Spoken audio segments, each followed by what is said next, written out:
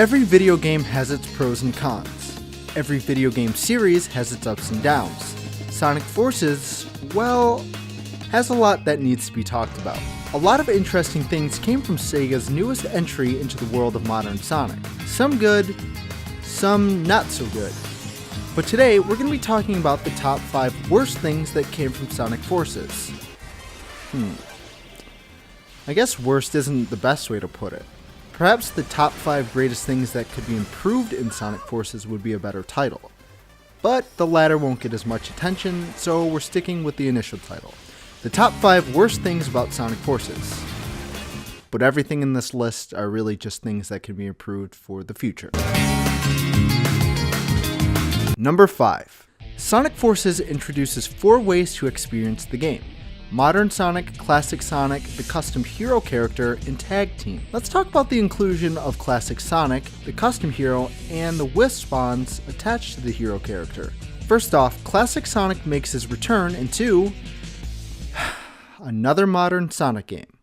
Look, this was okay for Sonic Generations and even made some sense, but here it just seems like Sega is just unsure what leg to stand on. It's like the definition of a modern Sonic game these days, according to Sega, is to either have classic Sonic in it and make the game 95% 2.5D perspective, or add some other quirky gimmick outside of modern Sonic's gameplay style. The core gameplay of a modern Sonic game should not be classic Sonic. It's clear Sega doesn't feel confident in their boost mechanic gameplay to carry any Sonic title. But to give us classic Sonic and the custom hero is kind of unusual. From a story perspective, it makes sense for classic Sonic to be in Sonic Forces, but I feel like the story was cheaply written to give classic Sonic an excuse to appear in the Sonic title. The sad part is he plays such a small role in the overall story, and really, he could have just been excluded from the game. I'm sure most Sonic fans would have loved to play as Sonic's friends, such as Tails and Knuckles, over classic Sonic in Sonic Forces. Secondly, the custom hero idea is a great idea.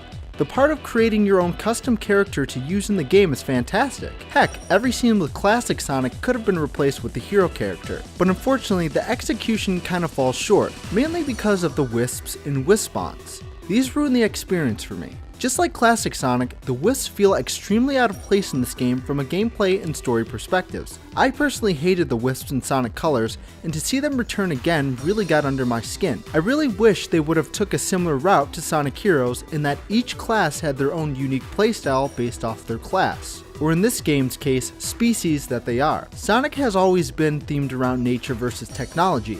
Well, this game could have played off that idea on giving each species their own unique movesets rather than gadgets. I think it would be pretty cool to fly around the stage as a bird or smash through enemies as the bear. This could have opened up better ways to explore levels or come at bosses or challenges differently. I guess what bothers me most is that the game is supposed to expand some of the lore of the Sonic game universe. And basically this game is saying that any regular anthropomorphic character needs some kind of gadget to combat evil and not rely on their own innate abilities. The gameplay for the custom character isn't all too bad, but it could have been handled differently.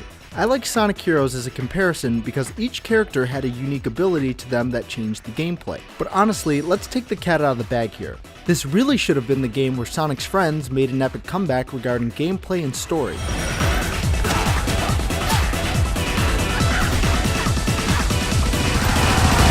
Number 4. The level design in Sonic Forces is some of the worst level design I have seen inside of a Sonic game. Instead of having long levels to experience and explore through branching paths like in Sonic Unleashed or Sonic Generations, instead we get a little bit over 25 super short levels that feel unsatisfying and bland. While the spectacles on some of these levels is absolutely beautiful, it's still incredibly boring playing through some of these levels. The level design feels really uninspired. Often there are things happening in the background that you don't get to participate in. It's like while all this cool action is happening around in the background, you're running around a hidden path away from all the action. One of my favorite examples is in Metropolis. A giant war is happening in the city, and you, as the main hero that is destined to save the day, get to watch it from afar, not participating in it. Sonic games are supposed to feel like this grand adventure with set pieces naturally built into the stages. Sonic Adventure had you running from giant whales. Sonic Adventure 2 had you running away from giant trucks. Hell, Sonic 06 had you running through a magical giant waterfall. Sonic Forces had you chasing mechanical birds and sliding down water slides. Truly memorable. There is one level where Infinite changes the dynamics of the level during mid-gameplay, which is really awesome, but there aren't enough levels like that, making them forgettable and kind of a chore to play. Let's also mention that more than 3/4 of every modern Sonic level, with the exception of maybe 1 or 2, are in 2D. What the actual fuck? Number 3. Let's talk about the boss fights in Sonic Forces. When Sega first introduced Sonic Forces, we saw 4 villains from Sonic's past appear in the most epic way possible. Shadow, Zavok, Metal Sonic, Chaos Zero all took point in the foreground, ready to fight in this epic war for the ages. Want to know how many you get to actually fight? 2 of them. No Shadow boss fight, no Chaos Zero boss fight, and no Super Sonic boss fight at the end of the game. Instead, we get a cutscene of Chaos Zero and Shadow getting defeated. Sure, there were holograms, but we should have gotten to fight those bosses at least. Instead, we get to fight a giant Metal Sonic, a giant Metal Sonic, a giant Metal Sonic, a giant Metal Sonic, and a giant Infinite. Exactly what everyone wanted for their fights against their favorite antagonists set in the backdrop of an all-out war. Let's not forget about the recycled final boss from Sonic Colors. No Super Sonic boss fight here, no unique epic boss fights, just carbon copies of boss fights we've seen in the past with no proper build-up or action. A true disappointment.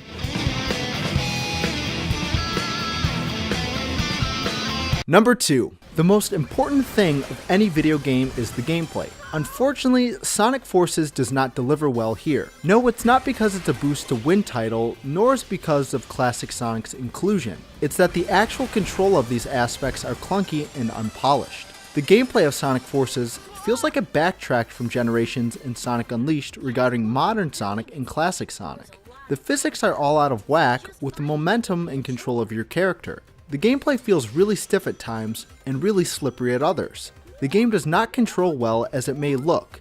One biggest complaint about Forces is that the game practically plays itself, only needing the player to hold the analog stick forward, specifically in the modern Sonic stages. Classic Sonic's control also feels stiff. He doesn't control as you would expect. The momentum and physics here feel entirely like an unpolished classic Sonic fan game. The custom hero is the only one that feels the most polished. In fact, what it feels like is that the game was built around the gameplay style for the custom hero, and then classic Sonic and modern Sonic were added in later. It's like playing a first generation Wii game. Playing Sonic Unleashed for the Wii with a GameCube controller feels more satisfying than playing this on a PS4. Maybe it's because it feels like you never have control over your character, or maybe it's because the entire game is in 2D and it just feels all wrong. Either way, the gameplay unfortunately needs more work. Number 1. The story of Sonic Forces is one that goes in a more serious direction. Reminiscent of Sonic Adventure 2, there are a lot of cool things happening in this game's plot with the characters of Sonic Forces. However, there's a lot of wasted potential here. First off, they add a new plot device into the mix, and yet exclude the Chaos Emeralds. I feel like while Sonic Forces is on the right track with their story and tone, it lacks lore and backbone. This would have been the perfect game to not only reintroduce Sonic's friends, but also lore elements as well.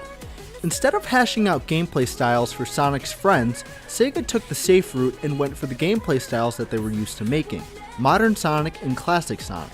At the very least, it would have been cool to replace the custom character with Sonic's friends to not only give them essential roles to the story, but gameplay as well. This could have been the game where Sonic and his friends are up against the biggest threat they've ever faced.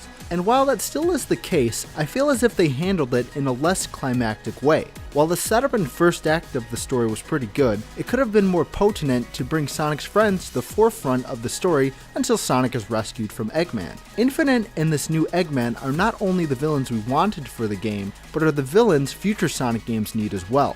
I'm also not too thrilled that in order to get the full story to Sonic Forces, you need to read the comics and play Shadow's DLC episode. A lot of people miss out on Infinite's origins if they don't read the comics or play the DLC episode, and I think the appearance of a brand new villain for a Sonic game shouldn't be excluded from the actual main game. That's kind of a big piece of information. This whole new multimedia storytelling is cool and all, but it isn't okay when major key details and moments are excluded from the core of the actual game. I can ramble on for days about this game and how I think Sega could have handled it differently, but I'm gonna stop here. Sonic Forces is in no way a terrible game. It's just a game with a lot of wasted potential. It's a game that has all the right ideas, but doesn't know how to make the most of them. I do think if you're a Sonic fan, you should check out Sonic Forces. At least show Sega your support for future modern Sonic games, and pray that they get better in the future. Anyways, if you liked the video, be sure to like, subscribe, and comment if you want to see videos similar to this. Until then, peace out.